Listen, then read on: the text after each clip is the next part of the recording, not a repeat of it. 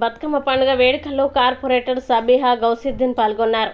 కుక్కట్పల్లి నియోజకవర్గం అల్లాపూర్ డివిజన్ పరిధిలోని శ్రీ వివేకానంద నగర్ మరియు గాయత్రి నగర్లో ఈరోజు బతుకమ్మ పండుగ ఘనంగా నిర్వహించబడింది. ఎంగిలిపూల బతుకమ్మ సందర్భంగా కార్పొరేటర్ సబీహా గౌసుద్దీన్ మహిళా సోదరిమణులతో కలిసి ఆటపాటల్లో సాంప్రదాయ కార్యక్రమాల్లో పాల్గొన్నారు. కార్పొరేటర్ ఈ సందర్భంగా మాట్లాడుతూ కేసీఆర్ ప్రభుత్వం ఉన్నప్పుడు ఆడబిడ్డలకి కులమతాలకి అతీతంగా బతుకమ్మ చీరలు పంపిణీ చేసేవారని గుర్తు చేశారు. ఈనాటి ప్రభుత్వం ఆడపడుచులకి 2500 సహాయం చేస్తామని, బతుకమ్మ చీరలు కూడా పంపిణీ చేస్తామని, ఇప్పటి వరకు చీరలు ఇచ్చిన దాఖలాలు లేవని అన్నారు. అలాగే బతుకమ్మ పండుగ తెలంగాణ సాంస్కృతిక వైభవానికి ప్రతీకగా నిలుస్తుందని, స్థానిక మహిళల ఐక్యత, ఆనందం కోసం ఈ కార్యక్రమాలు నిర్వహించడం ముఖ్యమని పేర్కొన్నారు.